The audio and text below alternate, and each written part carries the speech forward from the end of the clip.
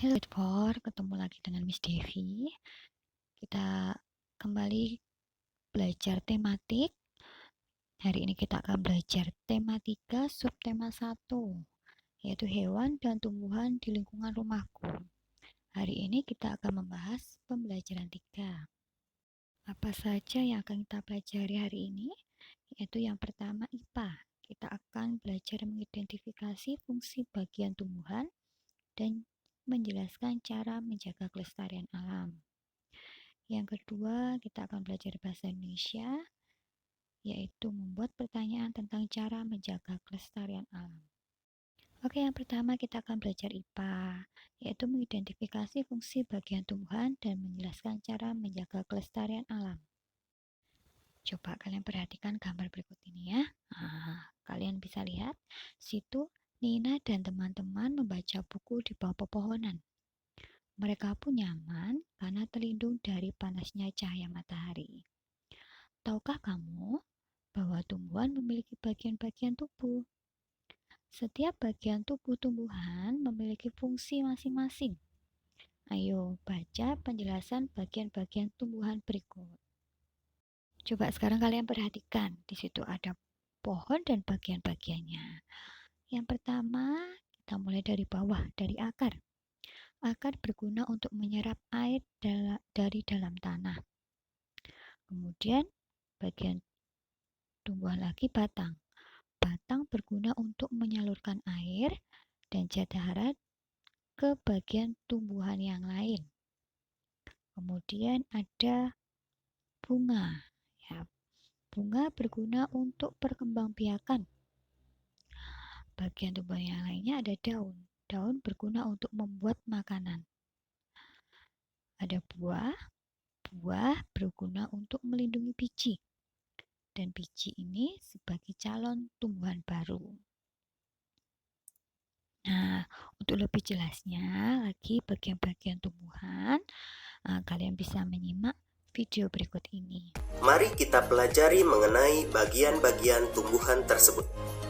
Bagian tumbuhan yang pertama ada akar. Akar adalah bagian tumbuhan yang umumnya berada di dalam tanah. Untuk beberapa jenis tumbuhan, akar juga terdapat di atas tanah, bahkan menggantung. Pada tumbuhan, akar mempunyai fungsi sebagai berikut. Yang pertama, mengokohkan tanaman, sehingga tanaman tidak mudah roboh. Yang kedua, menyerap air dan zat-zat mineral dari dalam tanah.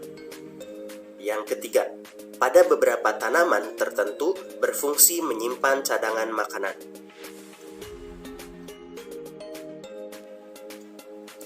Bagian tumbuhan yang kedua yaitu batang. Batang adalah bagian tumbuhan yang berada di atas tanah, yang pada umumnya keras dan kuat. Beberapa fungsi batang antara lain: yang pertama, tempat munculnya daun, bunga, dan buah. Kedua, mengedarkan mineral dan air yang diserap oleh akar. Yang ketiga, mengedarkan zat makanan hasil fotosintesis ke seluruh bagian tubuh tumbuhan. Selanjutnya ada daun. Daun adalah bagian tumbuhan yang berfungsi sebagai tempat berlangsungnya fotosintesis. Bisa dikatakan kalau daun ini adalah dapur bagi tumbuhan, karena disinilah tempat berlangsungnya proses pembuatan makanan melalui fotosintesis. Daun banyak mengandung zat warna hijau yang disebut klorofil, yang berfungsi pada proses fotosintesis. Daun terdiri atas tangkai daun dan helai daun. Selanjutnya ada bunga. Bunga merupakan bagian tumbuhan yang berfungsi sebagai alat perkembangbiakan tumbuhan. Berdasarkan alat kelaminnya, bunga dibedakan menjadi dua jenis bunga. Yang pertama, ada bunga sempurna, yaitu bunga yang memiliki putih dan benang sari sekaligus. Yang kedua, bunga tidak sempurna, yaitu bunga yang hanya memiliki salah satu di antara putih dan benang sari. Jadi, bunga tidak sempurna itu ada yang hanya memiliki putih saja atau ada juga yang hanya memiliki benang sari saja. Mari kita kenali bagian-bagian dari bunga. Bunga terdiri atas beberapa bagian. Yang pertama ada tangkai, yaitu bagian penopang bunga. Kedua, ada dasar bunga, yaitu bagian antara batang dan kelopak bunga. Berikutnya ada kelopak bunga, yaitu tempat menempelnya mahkota bunga. Selanjutnya ada bakal biji. Kemudian ada putih, yaitu sebagai kelamin betina.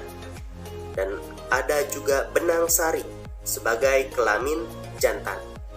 Dan paling indah yang biasa kita lihat, yang biasa kita sukai dari bunga, yaitu mahkota bunga. Mahkota bunga berfungsi sebagai perhiasan atau penarik serangga untuk hinggap dan membantu proses penyerbukan.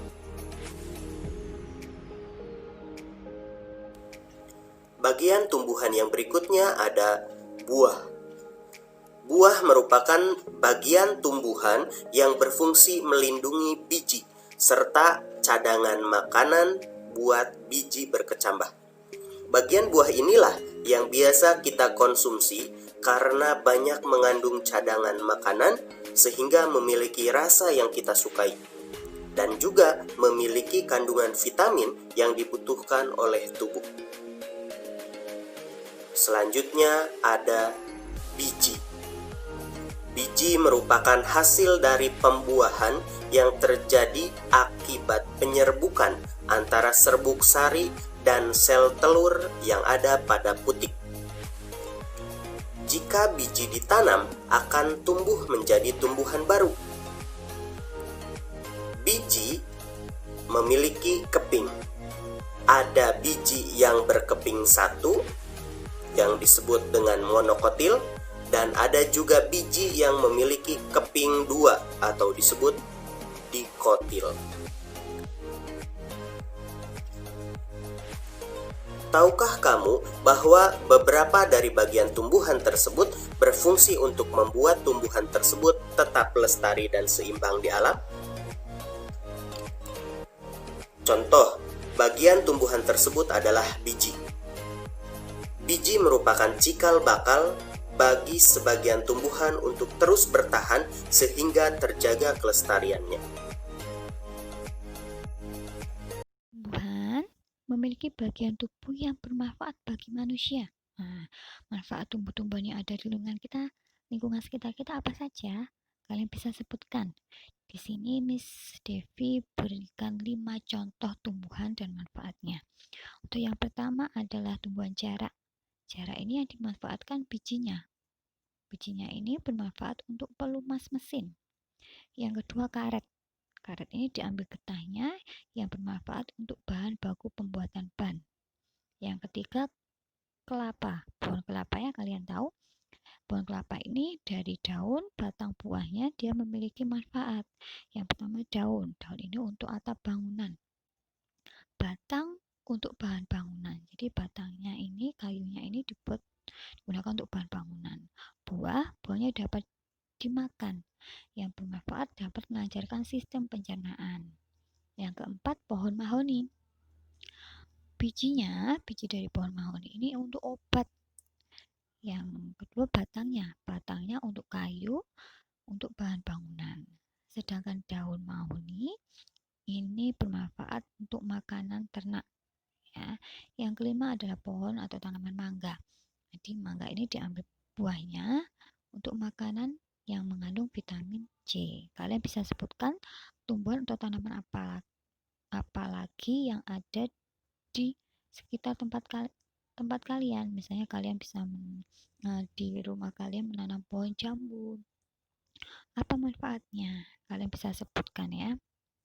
Tumbuhan memiliki banyak manfaat bagi manusia. Oleh sebab itu kita harus menjaga kelestariannya. Ayo, sekarang tuliskan caramu dalam melestarikan tumbuhan. Nah, ini ada berapa? Ada 4 contoh cara menjaga kelestarian tumbuhan. Yang pertama, merawat dan menjaga agar tidak punah. Yang kedua, melakukan reboisasi atau penanaman kembali. Yang ketiga, mendirikan cagar alam. Dan yang keempat, tidak menebang pohon sembarangan. Kita akan menjelaskan cara menjaga kelestarian alam. Ayo kita jaga kelestarian tumbuhan yang ada di lingkungan sekolah dengan cara berikut. Ada beberapa cara ya untuk menjaga kelestarian alam di sekolah. Kalian bisa mengikuti langkah-langkah ini. Yang pertama, carilah sebuah botol air mineral, kaleng bekas atau wadah plastik bekas yang dapat kamu jadikan sebagai pot. Berilah sedikit lubang di bawah wadah. Yang kedua, isilah wadah tersebut dengan tanah secukupnya. Yang ketiga, pilihlah biji-bijian yang akan kamu tanam, misalnya cabai, tomat, atau kacang hijau. Yang keempat, masukkan biji tersebut ke dalam pot yang telah kamu siapkan sedalam 3 cm. Yang kelima, siramlah dengan air secukupnya. Yang keenam, mintalah izin kepada gurumu untuk menyimpan pot-pot tersebut di luar kelas agar terlihat rapi dan indah. Yang ketujuh, siram dan rawatlah tanamanmu setiap hari. Jadikan ini sebagai kewajibanmu menjaga tanaman yang telah kamu tanam.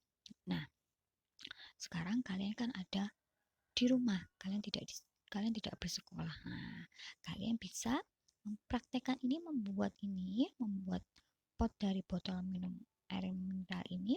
Kemudian kalian bisa memajangnya atau menyimpannya di rumah kalian. Jadi rumah kalian bisa terlihat indah, lebih rapi dengan adanya tanaman dalam pot ini. Kegiatan menanam tumbuhan adalah sebuah contoh yang baik dalam menjaga keseimbangan dan kelestarian sumber daya alam. Kegiatan ini harus dijadikan sebagai salah satu kebiasaan baik yang dapat menjadi contoh untuk generasi berikutnya. Nah, apakah kamu sudah melakukan kegiatan menjaga kelestarian alam di rumah? Jika belum, mulai dari sekarang kalian bisa mempraktekannya ya. Dari contoh sederhana, kalian bisa menyirami tanaman kalian yang ada di rumah. Nah, sekarang kita akan belajar bahasa Indonesia, membuat pertanyaan tentang cara menjaga kelestarian alam. Sekarang kalian bisa buka buku kalian tema 4C di halaman 19. Nah, itu ayo menulis, membuat pertanyaan tentang cara menjaga kelestarian lingkungan. Di situ ada sebuah bacaan atau cerita tentang kegiatan Nina dan keluarganya. Kamu bisa baca, kemudian kalian disuruh membuat pertanyaan, 10 pertanyaan tentang cara menjaga kelestarian lingkungan. Nah, ini ada bacaannya. Coba Miss Devi akan bacakan ya. Nina dan keluarganya memiliki hobi yang sama, yaitu menanam berbagai macam tanaman. Banyak jenis tanaman di rumah Nina yang tumbuh subur. Ada berbagai macam bunga, misalnya bunga mawar, bunga melati, bunga matahari, dan bunga sepatu. Ada juga tanaman yang dapat berbuah, misalnya mangga, jambu, pepaya, dan tomat. Selain itu, Ibu Nina juga menanam sayuran seperti sawi, bayam, dan cabai. Setiap hari, Nina dan keluarganya merawat tanaman tersebut. Dari tanaman tersebut, keluarga Nina dapat menikmati pemandangan yang indah dan udara yang sejuk. Selain itu, apabila tanaman tersebut berbuah, mereka juga dapat menikmati buahnya. Setelah kalian mempraktekkan kegiatan menjaga kelestarian lingkungan dan membaca cerita tentang kegiatan Nina bersama keluarga, sekarang kalian disuruh membuat 10 pertanyaan tentang cara menjaga kelestarian lingkungan dan manfaatnya. Jadi kalian membuat pertanyaan yang ada dalam bacaan tersebut. Nah, gimana caranya membuat pertanyaan? Menggunakan kata tanya. Kata tanya banyak sekali ya. Apa, bagaimana, kapan, di mana, apa, siapa. Asalkan pertanyaan itu ada jawaban di dalam bacaannya. Di sini Miss Devi berikan 5 contoh pertanyaannya. Coba kalian perhatikan. Apa hobi Nina dan keluarganya? 2. jenis bunga apa saja yang ditanam Nina di rumah. Yang ketiga, apa saja tanaman yang dapat berbuah yang ditanam Nina dan keluarganya. Yang keempat, sayuran apa saja yang ditanam Ibu Nina di rumah. Yang kelima, apa saja manfaat yang diperoleh Nina dan keluarganya dengan menanam tanaman. Nah, dari pembelajaran ini berarti sudah selesai kita hari ini. Kita akan ketemu di pembelajaran berikutnya. Terima kasih untuk perhatiannya. God bless you.